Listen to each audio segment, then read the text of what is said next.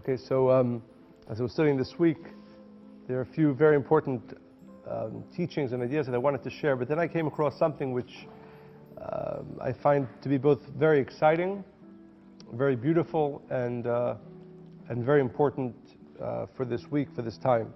So it's often I say this, but this is one of those teachings. It's a little bit intricate, and it's really gathered from teachings from the Ari, Rabbi Chaim Vital, and many of the Kabbalists that lived in Tzfat, in Safed at that time of Rav Isaac Luria. So not coincidental that we're right before the death anniversary of the Ari, that we get to study from his student, other students, and those who he inspired. But as I was saying, this teaching is beautiful on its own, even if it did not have a practical application. It would be certainly worth studying. But of course, as we will see, these teachings also have a very important practical application for all of us. Before maybe Shah Agdamot. Okay. So this week's portion is the beginning of what's called the book of Dvarim, the book of Deuteronomy, which is unique from all the other four books, in that it says that this is the book of Moses. This is the book of Moses. Something happens at the beginning of this week's portion. Moses knows he's about to leave this world, and a process begins, as we'll find out in literally the first word of the first verse in this week's portion. Something unique is happening, something special. So to begin our understanding of this, there's a very important section in the Midrash that tells us that literally the moment that Moses decided to do the work of this last book, the book of Dvarim. It says in the Midrash, it's in Midrash Rabbah, chapter 11, section 8,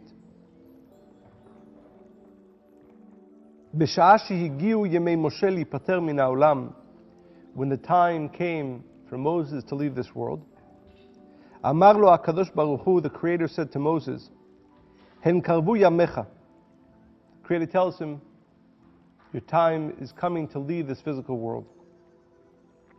אמר לפניו ריבונו של עולם. So Moses says to the Creator, Master of the world, אחר כל היגיעה הזו, after all that I've done, after all the work that I've done, is it really necessary for me to leave the physical world?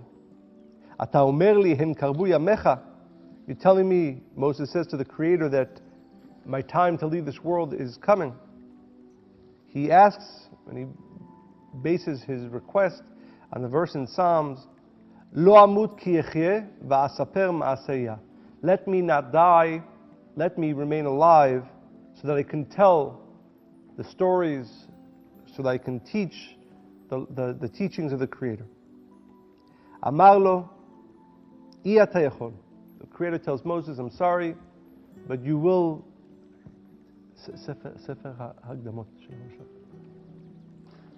The Creator says to him, you can't. You have to leave this world. So Moses realizes he's going to, even though the Zohar tells us he did not die in the sense that most of us know, but nevertheless his presence, as it was clear to everybody in his time, would have to end. So Moses then has one request of the Creator. One request as it relates to the work of the world. We know that he asked to see the land of Israel, but really the last request that Moses has, Amar Moshe, Moses says to the Creator, Ribono shel olam, Master of the world, Davar echad ani mevakesh mimcha lifnei moti. Moses asked the Creator, before I die, I have one last request.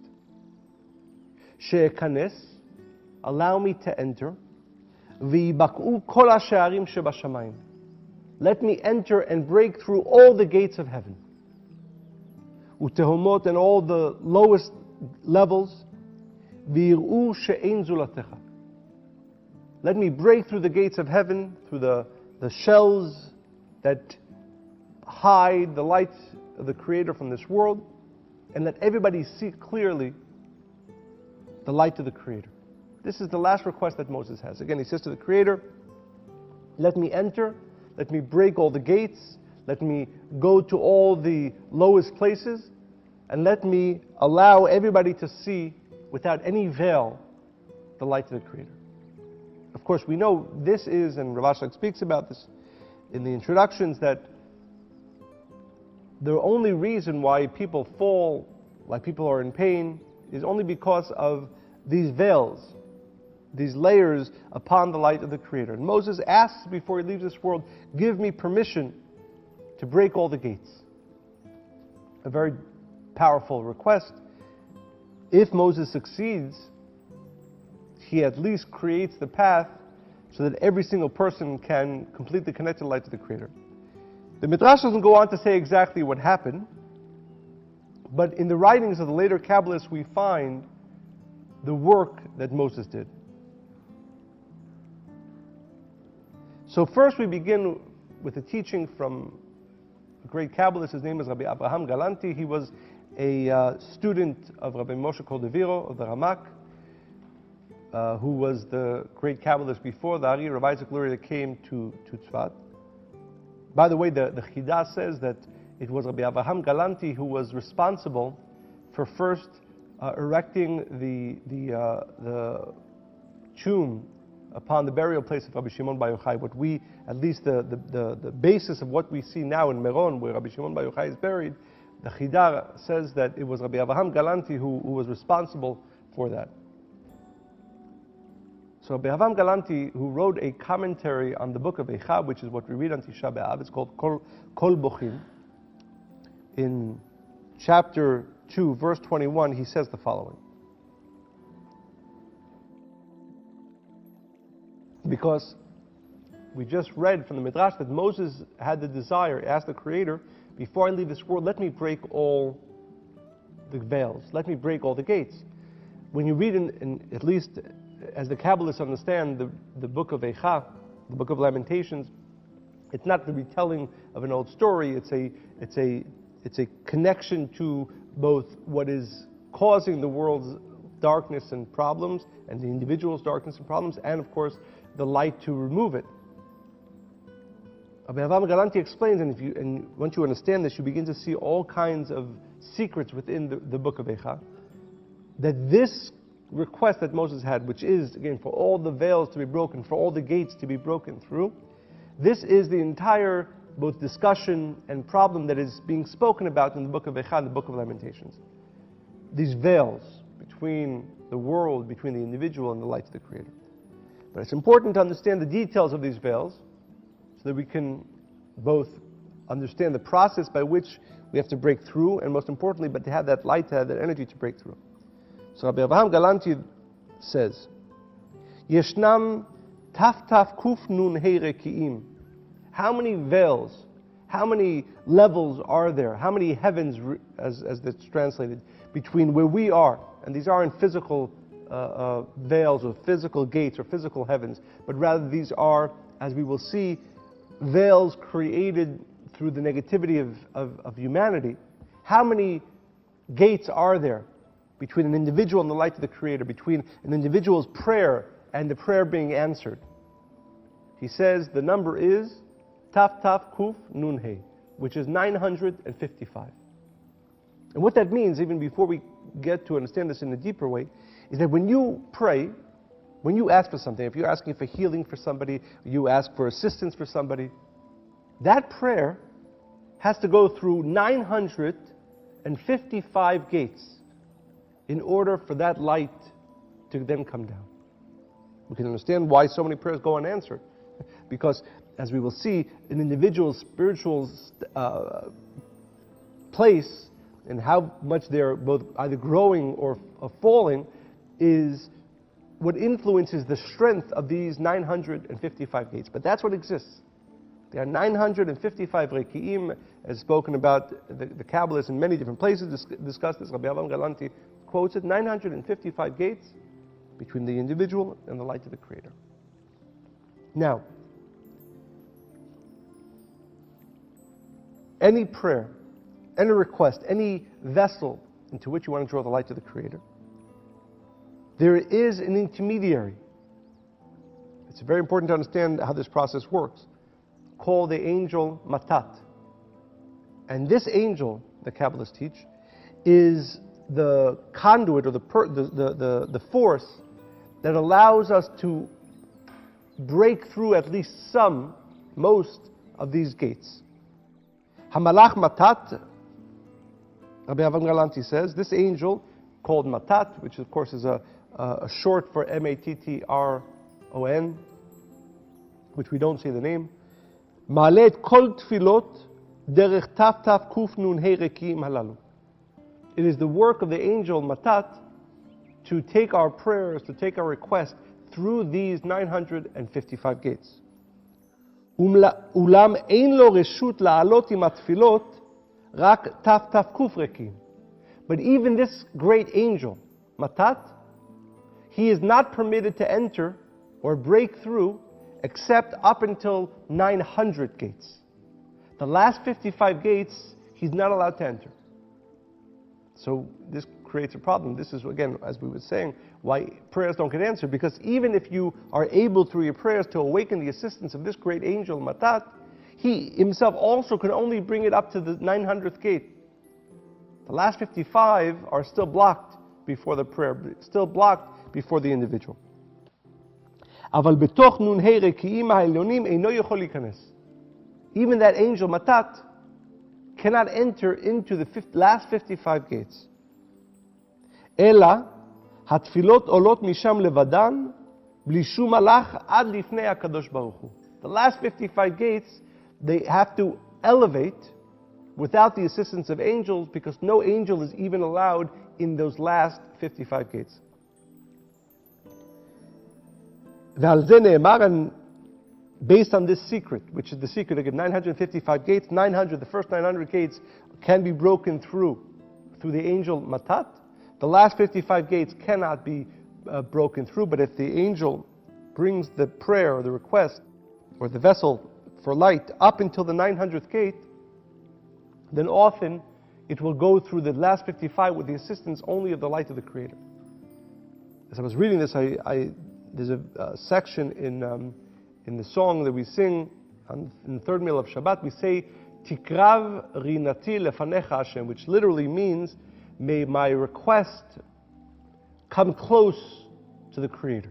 Why don't we say, let my prayer or let my request go all the way to the Creator? Why do we say only Tikrav rinati, which means let my request, my song, my prayer come close to the Creator? Why don't we say Titkabel rinati, let my request or my prayer be accepted by the Creator? Why do we say only let it come close? Because this secret, you can't really come close. Even the angel Matat you can't get to the light of the Creator. Even the angel Matat can only bring it up to the 900th gate. The last 55 gates, that's the light of the Creator, only the light of the Creator. There's a verse in Deuteronomy, it says, Hen la'Hashem Elokecha hashamayim u'shmei hashamayim ha'aretz v'chol asher ba. It says that to the Creator, the first word in the verse, which is hen, is the numerical value of 55. That the last 55 gates are only the light of the Creator. No angels go there. Now, once we understand the secret of the 955 gates, and that really the penetration, the breaking of these 955 gates is what either creates prayers answered, requests given, light shining down, blessings shining down, we can understand the work that Moses was asking for. He was saying, let me at least create the ability for an individual who so desires to be able to have the strength, the light, to break through the 955 gates. And this is where it gets very beautiful. Mitam zeh, so one of the great Kabbalists says, because of this, Amar Moshe Rabbeinu Sefer Dvarim.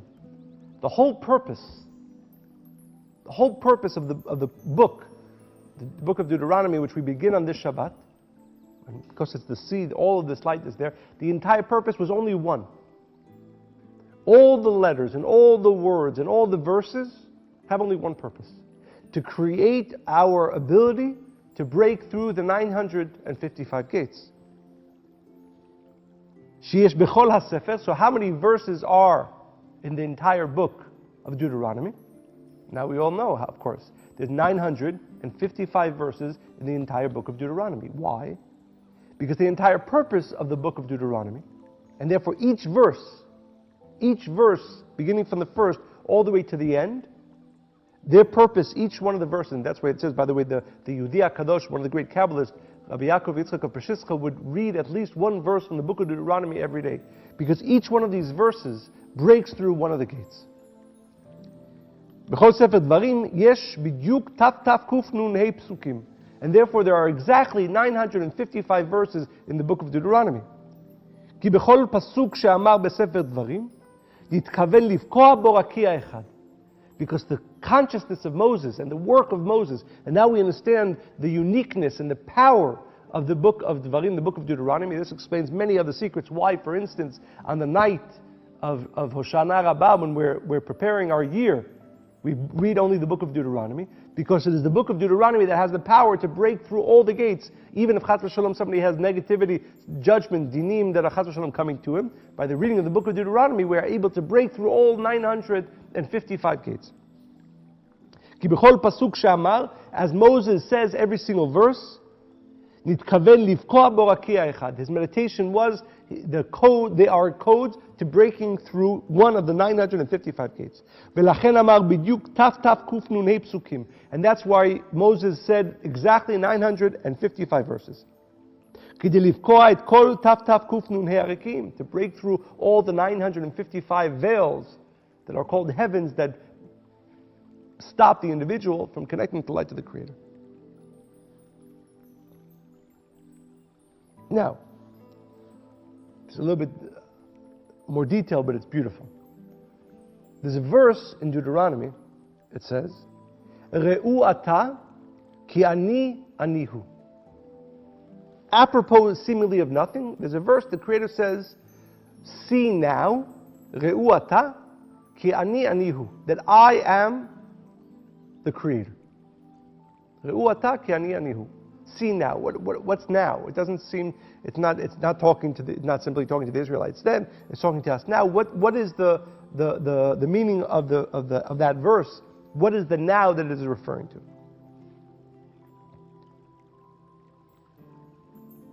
That verse comes at the end of the first 900 verses of Dvarim. The verse Re'u ata ki ani anihu.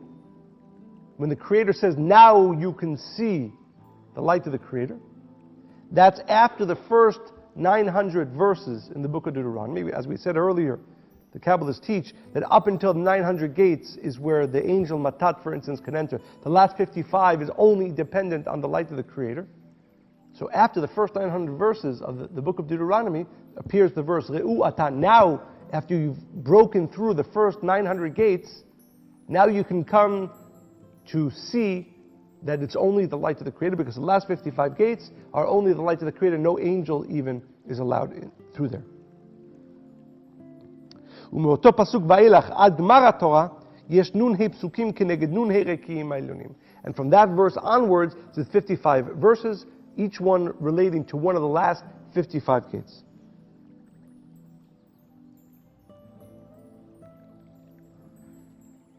Now, so we now have gained a little bit understanding of this very important secret of the 955 gates, and the understanding that this is the work of the book of Deuteronomy. This is the work that we begin on the Shabbat. Of course, consciousness is everything. Every other year, maybe that we've read this, we didn't understand what was going on. We didn't understand that this might be the most important work of the year, that we begin on the Shabbat. Because, again, every lack that we have, every lack that exists in the world exists for one reason. Those 955 gates that stop prayers. It says in the book of Eicha, Lamentations, it says, Sakota be'anan lach me'avor tefillah, which means the clouds have stopped the prayers from entering. The reason why there's lack in this world, the reason why there's pain in this world, the reason why there's still death in this world is not because prayers weren't made, requests weren't made, vessels even to some degree weren't created, but that they had not been able to penetrate the 955 gates. Moses gives us that gift beginning on the Shabbat, but you have to be conscious of it. You have to understand it.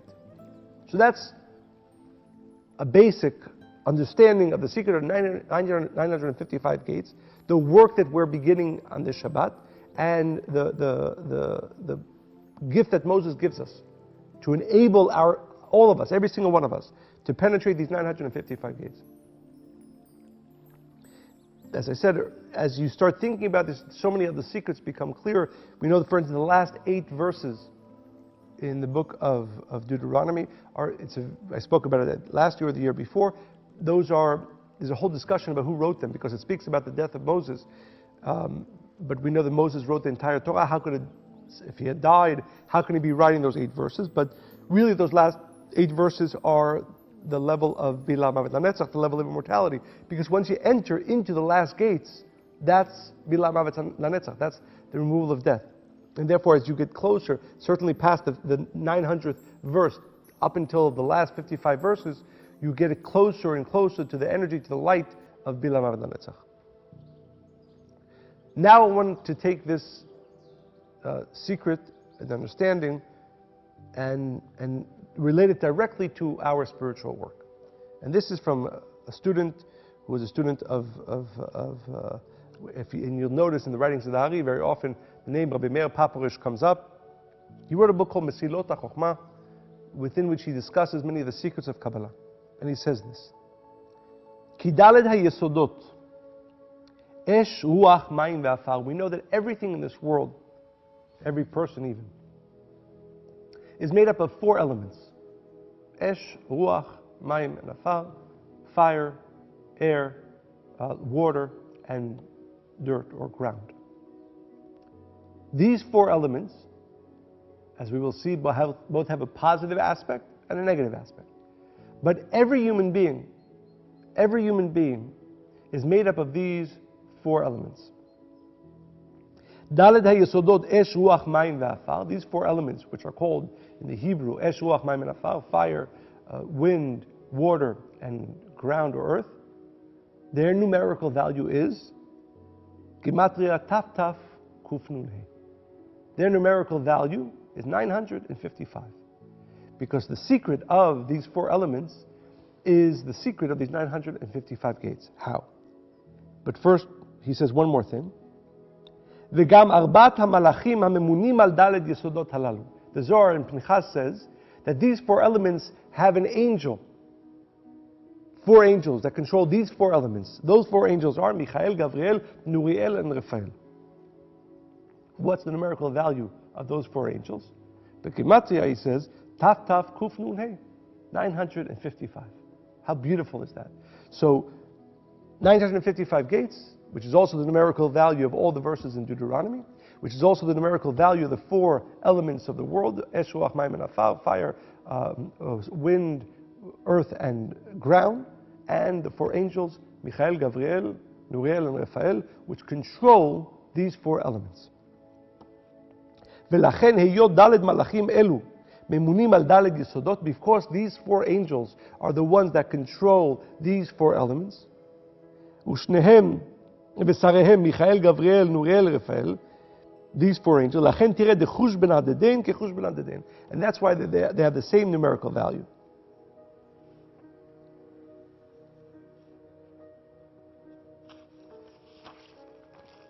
Again, it's just beautiful, right? Forget about it, the practical application of it. But now we want to go to more of an understanding of how we can use this secret. First, the 955 gates, then the fact that these 4 elements and the 4 angels are also connected to these 955 gates. Where did these 955 gates come from?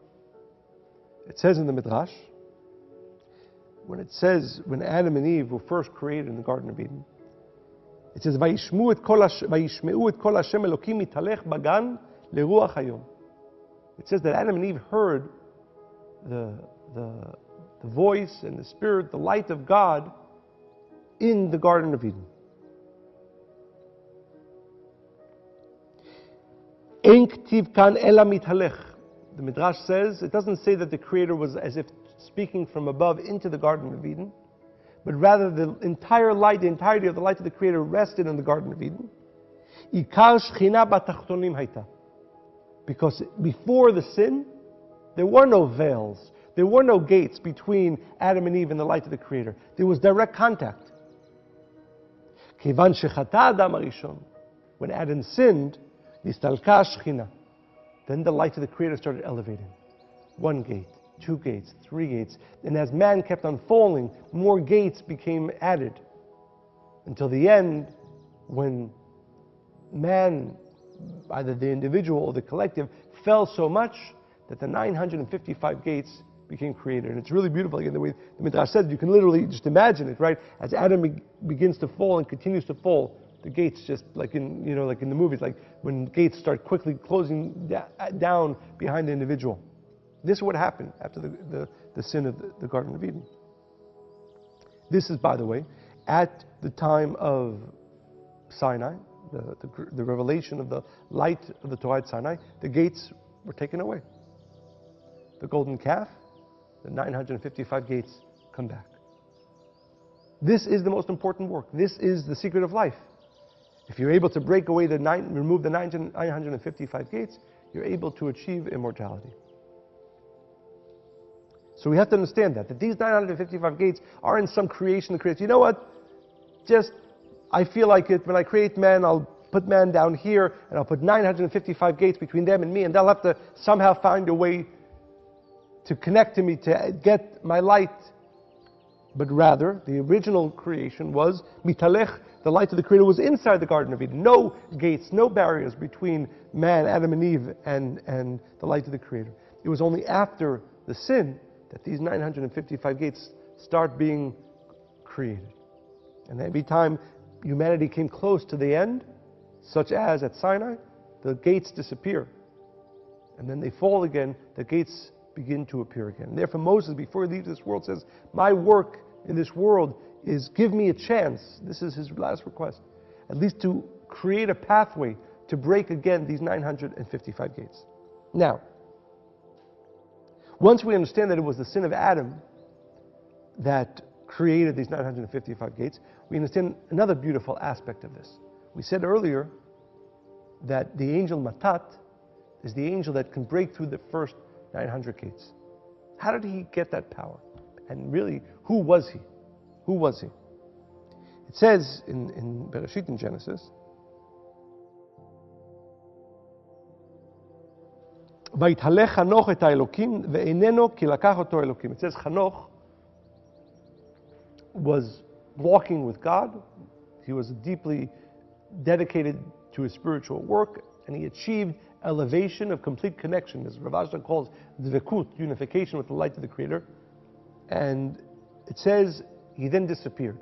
Ve'ineno, he disappeared, ki lakach oto Elokim, because the Creator took him. Now, the Amuk Rabbi Natan ben Uziel says, Ufalach Chanoch bekushta kadam Hashem, that Chanoch did the spiritual work in truth before the Creator. V'haleitoi in daire ara, and because of his elevation, he no longer existed with the people of the earth. Aromitnagid v'saleg l'rikia b'meimar kadam Hashem, but rather he was elevated to the heavens. Rakia is the same word again used to indicate these gates, or the rekiim as they're called. Ukara shmei Matatron Safra Rabba, and Chanoch became the angel Matat. Now, the Ari, in Shara Gilgulim, in the Gates of Reincarnation, says, this Chanoch who became Matat, who was he? It says, Ze Sefer Todot Adam, Da Sifra de Chanoch Nar. When it says this is the book of Adam, which the Zohar says has great secrets within it, it says this is the book of the angel Matat. Dalei Itmar Vaitaleh Chanoch et Elokim, the verse that we just read that speaks about Chanoch that became the angel Matat. Amai Kari Leit Todot Adam, why is he called the generations of man or Adam? Elahacha Raza de Gilgula, the Zohar says in the Tikkunei Zohar, this is related to the secret of reincarnation. Toldot Adam it Kari Diminei Nafek Viu Ava Tolada Delay. That the Zohar says that Adam was reincarnated in Chanoch, and Chanoch became the angel Matat. And now we understand why it's the angel Matat who makes it his job to break through the gates. Because it was Adam, right, who was the same angel, but in the previous incarnation, who created the 955 gates. And therefore Matat, who was a reincarnation of Adam, makes it his job to break through the 955 gates.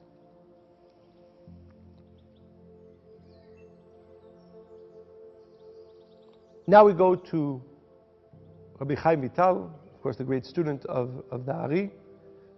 Amongst many of his books, he wrote a book that speaks very specifically and directly about the spiritual work, and he begins his discussion by relating it to the four elements. And he says that, and this is in his book Sha'arei Kedusha, Gates of Holiness, that all of the spiritual work really is based upon these four elements. And it's longer than this, but we'll just touch on the basics of the four elements in the spiritual work relating to these four elements. V'da, you should know, ki achar shechata Adam harishon, ve'achal me'etz hadat tov v'ra, after Adam sinned, and it's called the sin of eating from the tree of knowledge, good and evil.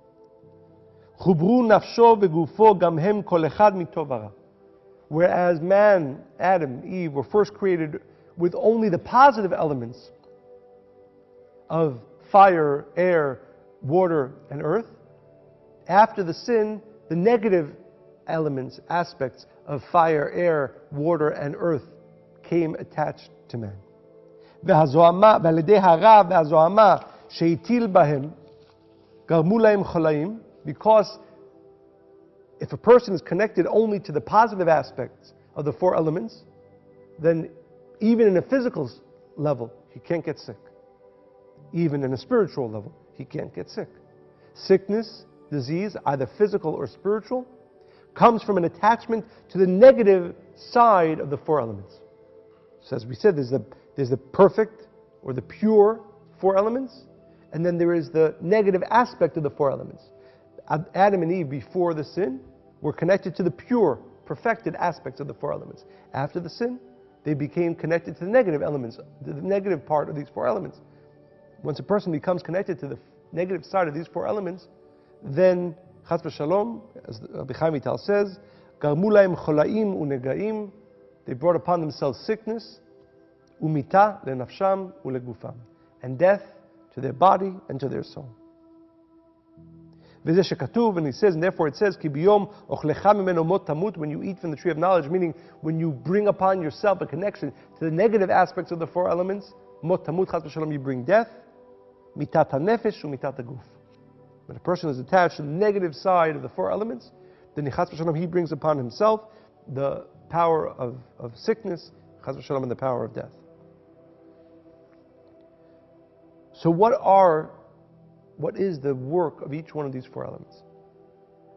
So Rabbi Chaim Vital says, Da ki kol hamidot haraot, you should know that all negative traits, mushrashot be'arba madregot nefesh hayesodit, that these four elements, fire, air, water, and earth, all negative aspects of the individual come from the negative side of these four elements.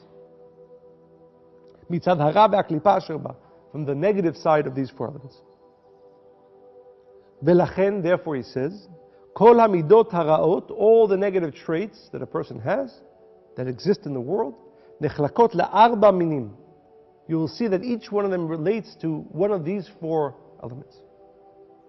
Yesod ha'esh, and now he goes to enumerate the traits, which of course lead to actions, that are of the negative side of these four elements. What is the negative side of the element of fire? Mimeno nimshechet haga'ava hanikret gasut haruach. Ego comes from the negative side of fire. And let's understand what this means. We said before that the numerical value of esh, ruach, mayim, and afar, of these four elements, is 955, taf, kuf, nun, hey. Which means that every single time a person acts with ego, which means that he is then attaching himself to the negative side of the element of fire, he is creating for himself, because each one of us, some of us might have broken through 100 of the gates, so there's only 855 gates. Some of us might have broken through 300 gates, so we only have 655 gates.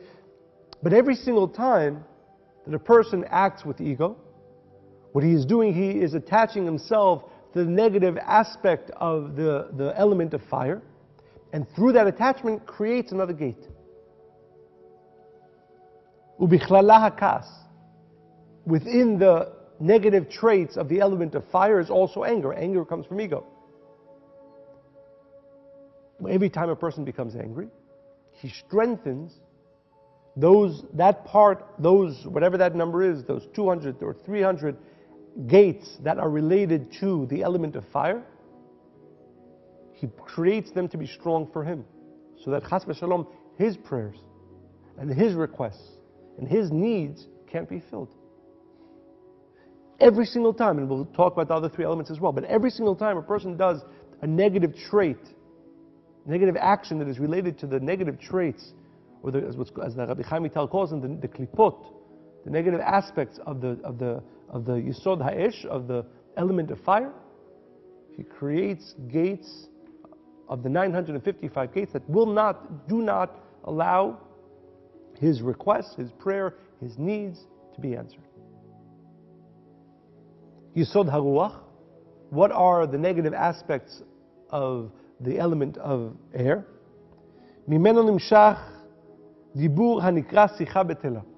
All things that are unnecessary, all things, either thoughts that a person shouldn't be having, or words a person shouldn't be saying, or actions a person shouldn't be doing, not negative, but just unnecessary.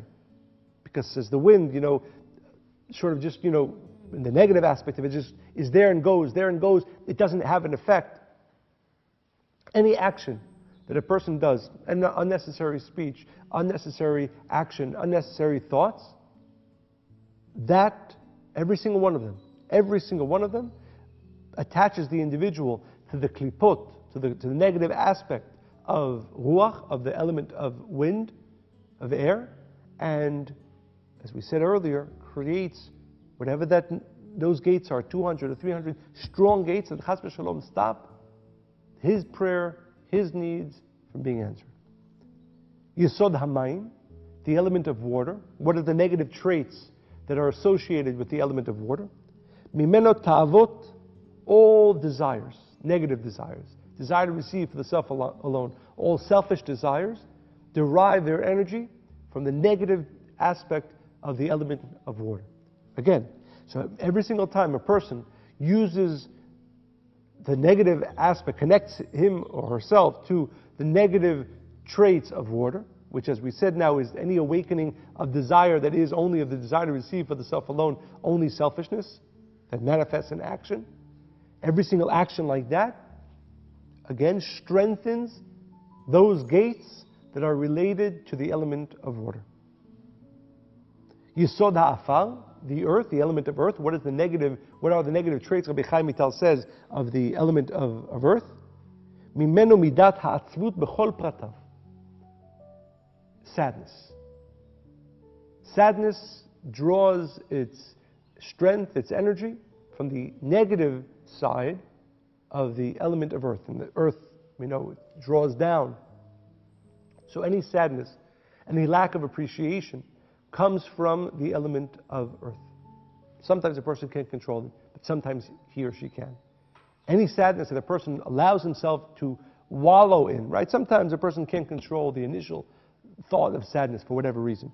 But the allowing of oneself to stay within the state of sadness, assuming and to the degree that it is within the individual's control, attaches the individual to the negative aspect of afar, the negative aspect of the element of earth, and as we said, strengthens those gates that stop his or her requests, prayer, need from being fulfilled and being answered. So that's what happens, Rabbi Chaim Vital says, when you allow yourself to act in either one of these four categories of actions, words, thoughts that are of the negative traits of these four elements, then you're strengthening these 955 gates. You're doing the opposite of what Moses is doing on this Shabbat. So Rabbi Chaim Vital says, so what's the opposite? If you want to break down the gates, how do you break down the gates? He says all positive actions also can fall into these four categories that relate to the positive side of the four elements. Every positive aspect, every positive trait flows from one of the positive aspects of the four elements. Vehem ha'anava shi tachlit hashfilut. The positive aspect of fire, because we said earlier the negative aspect is ego, when the person uses that fire to bring himself up. But fire also can burn away things. So anava, which is humility, is the positive aspect of fire. It burns away the fat of ego, the negativity of ego. So anava, every action of humility, attaches the individual to the positive aspect of the element of fire, and breaks 100 gates, 200 gates, 300 gates. V'hashtika, not speaking or not doing unnecessary actions or using unnecessary words or thinking unnecessary thoughts. We said earlier that the element of air is the negative side of the element of air are unnecessary words, unnecessary thoughts, unnecessary actions. The way to draw from the positive aspect of the element of air is by making sure that the individual does not do unnecessary actions, does not say unnecessary words, does not think unnecessary thoughts. Now, we said earlier that the element of water is when a person, the negative side, when a person awakens desire to receive for the self alone, of course, when an individual fights that desire, meaning that desire comes to do something that is completely selfish. The person says, I know that if I do this action, I'm going to be strengthening the 955 gates.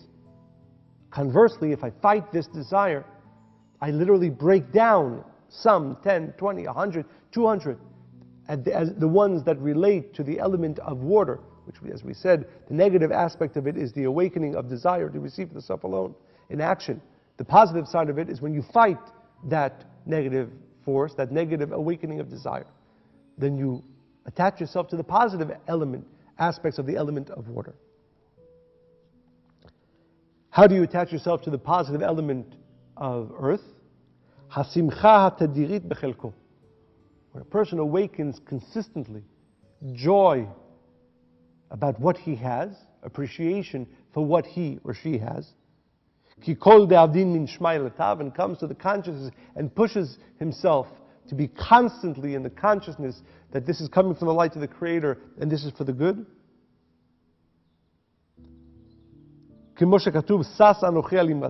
This constant push to awaken within oneself this joy. Through that, the individual connects him or herself to the positive aspect of the element of earth. So, as I said, this is in chapter 2 in the book Shari Kedusha, the Gates of Holiness. We're not going to go through all of it, but what we wanted to understand is, as these four elements, Esh, Ruach, Mayim, and Afar, fire, air, water, and earth, numerical value 955, which means that when you do negative actions that relate to one of the four elements, you are strengthening those gates. When you do positive actions that relate to the positive aspect of these four elements, you break down the gates. The four angels that we mentioned earlier, Michael, Gabriel, Nuriel, and Raphael, they give us both the ability and the strength to connect to the positive aspect of these four elements. This is, as we said, really the entire work of the individual in this world. Because when and if you're able to break down those 955 gates, then every desire, positive desire, every prayer, every request, every vessel is fulfilled. And therefore, the great Kabbalist Rabbi Yitzchak Isaac of Kamarna says, V'shem hanora havaya shore al ha'adam shemekadesh arba yesodot shelo. When you understand that we are made up of these four elements, fire, air, water, and earth. And we can either be strengthening the positive side of these four elements, as we spoke about, or strengthening Chas v'Shalom, the negative side. When a person pushes to purify his four elements, the four elements that make up the individual, then the totality of the light of the Creator rests upon the individual. And therefore, the verse, again in Deuteronomy, Ve'atem hadvekim ba'Hashem Elokechem chayim kulchem hayom. And you who attach yourself to the light of the Creator are alive, all of you today, which is, as Rav Ashlag says, this is the secret of life, this is the secret of this purpose of spiritual work, the achievement of the level of dvekut. So I think we can all guess now the numerical value of that verse is 955.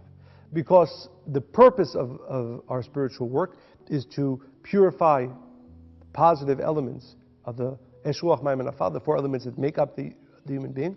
By doing so, the individual achieves dvekut, unification, the light of the Creator, achieves a level of V'atem advekim b'Hashem Elokechem chayim kolchem hayom. Those who have pushed themselves, who continue to push themselves to completely attach oneself to the light of the Creator, you achieve eternal life. 955. Because that's the purpose of life. To do the work that breaks through the 955 gates. When you break through all 955 gates, you achieve immortality. Because when a person purifies his four elements in truth, the totality of the tetragrammaton, the Yud Kei Vav Kei, the light of the Creator rests upon him. Im arba malachim Michael, Gavriel, Nuriel, and Raphael. And the four angels go around him and protect him and support him. This is the purpose of life. To purify the four elements, 955. To receive, therefore, the protection, the surrounding of the four angels, 955. And then achieve V'atem advekim b'Hashem Elokechem chayim kulchem hayom. Those of you who have attached yourself completely to the light of the Creator are alive, achieve the level of immortality, 955. As I said, this is, and I hope, there's a lot of details here, we'll get to a few more details, but when you understand this, and I strongly recommend taking the time to think about this over and over again, this is just so amazingly beautiful that, as I said, even if it didn't have practical application, this should make you happy for a long time, learning these secrets. But again, Rabbi Yitzchak Kamana says, when a person, again, does this work to purify his four elements, then the four angels, Michael, Gavriel, Nuriel, and Raphael, rest upon him. ואי אפשר לאדם להיות דבוק באלוקיו באמת אם לא בזיכוך מידותיו. A person cannot achieve this in unification with the light of the Creator, the protection of these angels, the breaking through of the 955 gates, unless an individual is consistently working on purifying these four elements, as we said earlier from the teachings of Rabbi Chaim Vital. ולסבול כל הרעות ולקבלם באהבה ובשמחה. And to, no matter what difficulties a person has, to accept them with love and with joy. This is where this work leads the individual. This leads us, we won't be able to continue this, but there's two beautiful verses in the book of Isaiah. This relates to the limud that I gave on the portion of Pinchas, which is again the secret, not coincidentally, of these 3 weeks, right? What is 3 weeks, right? 3 weeks is the veils that exists between the individual and the light of the Creator. As I spoke about that limud, the three names that we use, Tetelad, Heidalat, Chaf, Vav, Zayin, Vav, Mem Tzadik, Pei Tzadik, those are veils, part of this system of the 955 gates. At the end of the correction, when all of us do the work that we've spoken about now, it says, V'lo yikanef od morecha, your teacher will no longer be hidden from you. V'hayu enecha ro'ot et morecha, and your eyes will see your teacher. Ki ayin be'ayin yiru b'shuv Hashem Tzion. This whole concept of revelation, this whole concept of being able to see. Why? Because today we can't see. Most of us, whatever, either we're in the beginning of the 955 gates, or we've broken through 200 or 300 or 500. There's still hundreds of gates between us and vision, between us and the light of the Creator. And the entire purpose, and the entire secret of this book of Dvarim, the entire secret of this Shabbat, the entire secret of the work that Moses, and now we go back to what did Moses request? He said to the Creator, and we should read these words because this, how powerful this is. Moses gives us this ability on the Shabbat. Ribono shel olam, Master of the world, davar echad ani mevakesh mimcha lifnei moti. I ask for one thing before I leave this world. She'ekanes, allow me to enter. V'yibaku kol ha'she'arim shebashamayim. Let all the gates of heaven be broken through. V'yir'u she'ein zulatecha. The entire world and every individual will see that there is nothing but the light of the Creator. This is the purpose of the Shabbat. This is the purpose of the 3 weeks. This is the purpose of Tisha B'Av. Not a coincidence that all this occurs now. Because we're given the light, the ability, the strength, the assistance from Moses, the assistance from the 4 angels, the assistance from the Ari, from Rabbi Isaac Luria, from all the Kabbalists, to break through the 955 gates. We will get vision to see. To see with our eyes, because we can't see now. While you're still hidden behind the 955 gates, you can't see. I don't have time now to continue this discussion. I shared this when we were at Rav Ashlag. Rav Ashlag, in the introduction to the Panim Mirot u'Masbirot, his first attempt at explaining the writings of the Ari, says, Tzarich lehavin me'od me'od. This is in the middle of letter 4. Those of you who have the opportunity, I strongly recommend to read this because there are great secrets here. Rav says you have to understand very well. Shezei inyan shel ha'geula. When we talk about the redemption, when we talk about Bila Mavet Lanetzach, Ubiyat HaMashiach HaMekaveh lanu b'mira b'yameinu amen. And the coming of Mashiach, the coming of immortality. Hu inyan tachlit hagova shel shlemut ha'asaga ve'adat. What we are referring to and what brings it about is the ultimate state of consciousness, of understanding. As it says, V'lo yilmedu od ish et re'ehu ladat et Hashem. The light, the 955 gates will be so broken. There will be no more veils between any individual and the light of the Creator. And therefore nobody will have to teach anybody, nobody will have to show anybody. Lo yilmedu od ish et re'ehu. No man will teach another man. Ladat et Hashem, to know, to connect to the light of the Creator. Ki kulam yed'u oti migdolam ve'ad ktanam. Because all will know me. Because once the 955 gates, and that's why it's incumbent on all of us who have some understanding of the spiritual work to break the 955 gates so that everybody else can see. The purpose, and therefore the secret, and the reason that we study Kabbalah and the study of the Zohar is for what purpose? This purpose, to break the 955 gates. As Rav Ashlag says again, the secret of Mashiach is when enough of this knowledge, which is the knowledge that breaks the 955 gates.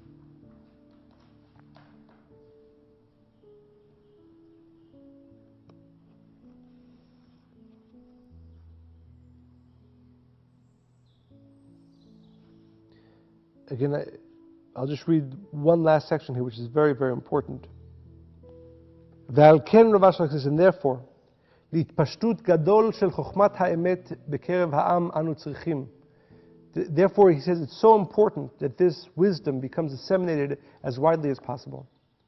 שנהיה ראויים לקבל התועלת ממשיח צדקנו. So that we can receive the goodness and the assistance and the light from the light of Mashiach. What he's saying is that it's possible that the light of Mashiach is already in this world, likely, but that we cannot see it, because the 955 gates, or whatever parts of them, still exist. And therefore the entire purpose of the study of the Zohar and the study of Kabbalah and the dissemination of this wisdom is to break these 955 gates and to allow the individual and the world to receive the benefit of Mashiach. Mashiach coming is almost meaningless, Rav Ashlag says, if you can't receive the benefit from Mashiach. The only way to receive the benefit from Mashiach, Rav Ashlag says, is through the study of the Zohar and the wisdom of Kabbalah and this dissemination that breaks, as we just learned, the 955 gates and allows the individual to receive the benefit from the light of Mashiach. As I said, I strongly recommend to read this whole section here, because as whenever Rav Ashlag says the words, you have to understand very, very well. It means that there are great secrets in this section. So, I know probably for many of us, it's, as I said, it's detailed and complicated, but it's so beautiful. I really hope that we all take the opportunity and the time to think through these secrets, because it's not just as they relate to our work, but as we understand them, just the consciousness of understanding the secret of the 955 gates, that within itself assists in the work of breaking down the 955 gates. May we merit to understand it, may we merit to have the consciousness of it, and most importantly, may we merit to do the work to break down the 955 gates. That's a secret of the Shabbat, that's a secret of Tisha B'Av, it's a secret of Mashiach, it's a secret of immortality. Shabbat Shalom.